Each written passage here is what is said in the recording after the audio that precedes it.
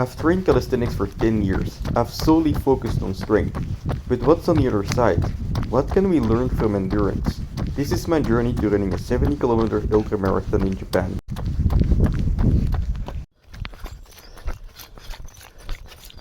Okie dokie, boys and girls. It is day 54 of Road to Shimanami. Currently, I am sitting on 23 kilometers, aiming for a total of 30 kilometers today. We'll see how that goes. I split it up into 3 laps of 10 kilometers because my heel was feeling a bit painful, but it seems to be okay. I'm barely scraping by on pace, aiming for 3 hours or sub 3 hours today, so we'll see how that goes. I'm already fucking dead, but hey, only 7 kilometers left. Let's go. Okay, so I've been wondering why my feet are getting wet lately, even though it's not raining. And so can you believe it? There's these freaking holes in my shoes on both sides. No wonder they're getting wet. Can you believe this? I guess that's what running 10 kilometers a day will do for you, but I mean, it's only day 54, so it's like, I don't know, almost 600 kilometers total. I've been using them for a while though, so I guess, I guess it's normal. Okay, I had a little rest on the couch and now I'm ready to have some more training. But let's talk about the run itself first. So today, 30 kilometers. It's actually the third time in my life that I've done this, but this time definitely felt the best, you know. When I did the 30 kilometers the 2 times before, I was completely dead at the end. As in, I was walking and running like in intervals to just make it to the finish. And now I just feel like, you know, I could still go a little bit. You know, I wasn't like, of course, I'm tired. I'm tired as hell. I was tired when I started the run, but I was still able to keep going at the end, I felt like. And that's the most important part. Today, actually, everything's falling. Well, I had some water with electrolytes with me. I had some sandwiches. So I did 3 laps of 10 kilometers, and every time at the end of a lap, I ate a sandwich with some cheese. And something I discovered here was that not only the running gets more difficult, but the eating as well. You know, like I started off at 0 kilometers. I had one sandwich. It was gone in like half a kilometer, and then the second time it took maybe like an entire kilometer until the sandwich was gone. The same sandwich with the same amount of cheese, right? And then in the third one, it took me over 2 kilometers. So yeah, that's something I have to guess keep in mind when I'm doing the Shimanami Kaido Ultra Marathon. But anyway, I feel like the big difference maker was not really like the sandwich, although maybe it did make a difference, but more so like the electrolytes. I feel like I was able to keep going because of them. And so yeah, I think when it comes to the eating, I just have to make sure that I don't get hungry, because once you start getting hungry during your run, then something is wrong. But as long as I can keep the hunger at bay, I think I'm fine, and I'm just going to focus on electrolytes. Because, you know, if you know anything about running, please teach me. But I feel like, you know, if you're running at a slow pace, a lot of what you're burning is going to be fat anyway. So do you really like need to take all of the gels and whatever the fuck runners use? Because, you know, something inside of me just is trying to resist the gels. You know, it doesn't feel like a good concept to jam yourself full of like basically sugar, right? It's like if you see someone drinking an entire bottle of Coca-Cola, you're not gonna tell them that they're doing a good job, right? Because it's dangerous. So I feel like that's kind of the same thing you're doing with running. If you're like taking all of those gels, granted, yes, of course you're using the energy, but still, you know, there's something is weird about it, and I don't trust it fully.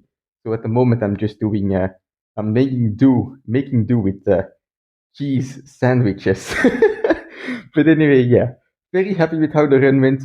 Probably tomorrow I will not be doing 30 kilometers. I feel like that's a bit too ambitious, or reckless, I should say. But I am gonna do 20 kilometers on the trails instead, I believe. And well, it's gonna put me at 100 kilometers in a week for the first time in my life. So that's gonna be very exciting. But anyway, first of all, we have a bit of training to do. Today I'm gonna do a bit of a push-up day. So endurance, meaning that the bare minimum will be 500 reps. And yeah, I'm not gonna push myself with crazy sets. I'm just gonna, get there with shorter sets at a kind of an easy pace because guess what? I've already damaged my body enough today and this week. But yeah, let's get started.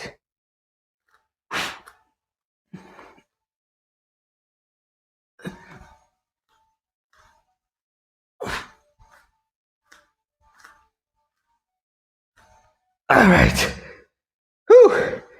I'm gonna start off with some planche push-ups because yesterday I did do some planche, but not that much, and I feel like if I don't do some planche volume today, it's gonna take me a while before I get back to a normal planche training, right, in the future, because next week is gonna be a deload. So today is kind of a farewell session to the planche, doing some push-ups. I think I'm gonna go for 5 sets of 10 reps in this straddle planche push-up, but it's gonna be kind of the last stimulus before not being able to train planche seriously for a while, right? Or at least a week. But yeah, it's gonna be fun. It's feeling okay, surprisingly. So let's get going. 4 more sets, and then we can do the remainder of the 500 push-ups as normal push-ups.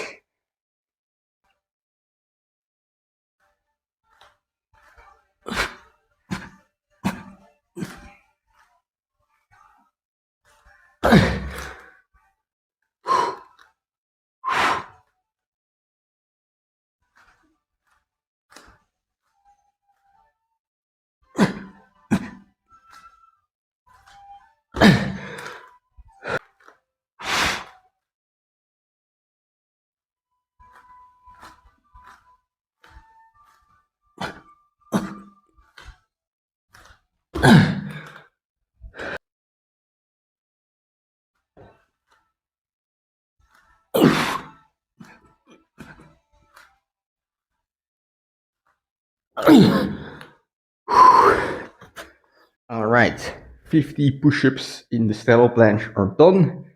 Whew, at the end, it did feel heavy. I think, I'm starting to lose a bit of stamina, but hey, we are still outputting energy, and well, the remainder 450 push-ups, remaining 450 push-ups are gonna be just regular ones.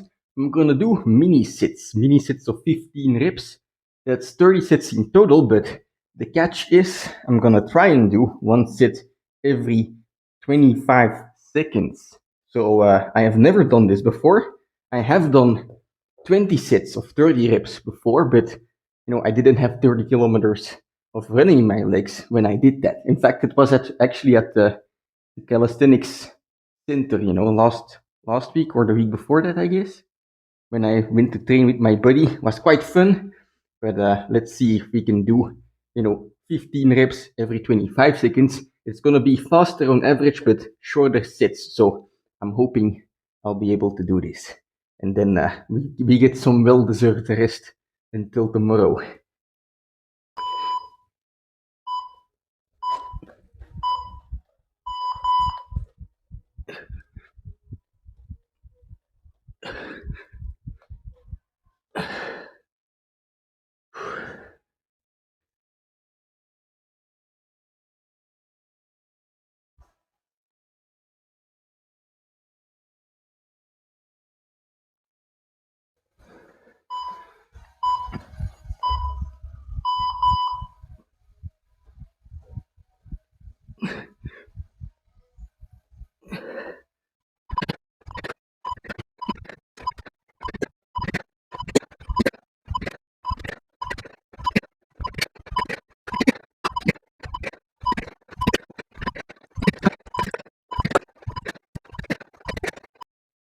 Okie dokie, boys and girls, that's gonna be it for today's training.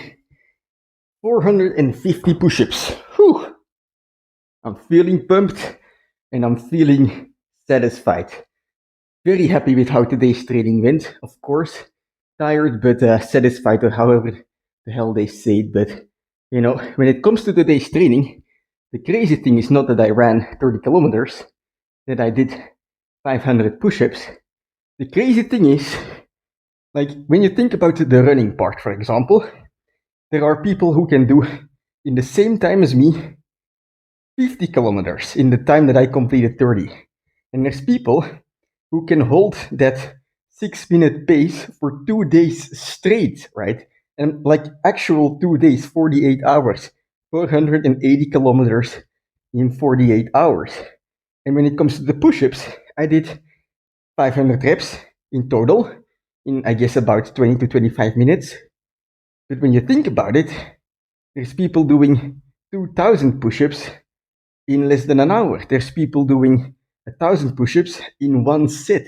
Now, they say comparison is the the thief of joy, but in my opinion, like when I compare myself to those feats, I feel nothing but joy because it just like I don't really necessarily want to be those people. You know, those people made huge sacrifices to get where they are, but they do show you that there is always something that you can still give. There is always something left to give. There is always something you can strive for, and that just makes me very happy because imagine that I wasn't looking at any other people, right?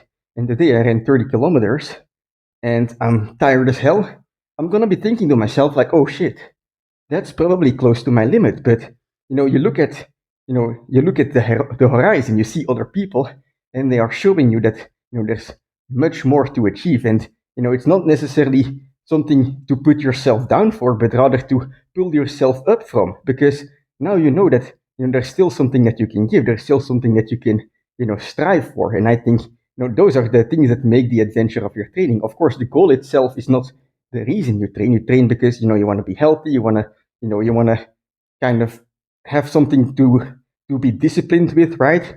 But the goals are good tools, right? And if you have something to strive for, everything that comes from benefit, like every benefit that you get from your training is going to be amplified. So I'm very happy to compare myself to other people and basically tell myself like, hey, there's always something that you can still do. So I guess it depends on the person. Like if like when you ask if comparison is the thief of joy, but in my opinion, it is not. It is not at all. And it's certainly not the case that because there are people running for 2 days straight, because there are people doing thousands of push-ups in one session, because there are people deadlifting 500 kilos and holding a planche for 30 seconds, those are not like reasons for you to tell yourself that your training sucked, because guess what, we all have 100% that we can give today, or I should say a sustainable 100% that we can give today, right?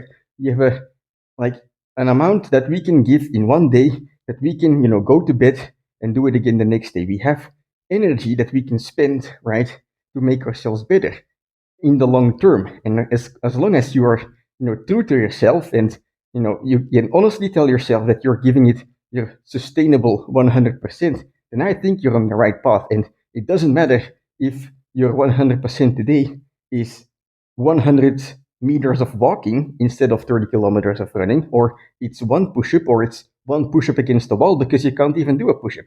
The fact that you did it makes your success, because guess what, even though that one single push-up doesn't seem like a lot, even if that small little walk you took outside doesn't seem like a lot, it's you also had the option to just do nothing at all, but you didn't do that. You went for something.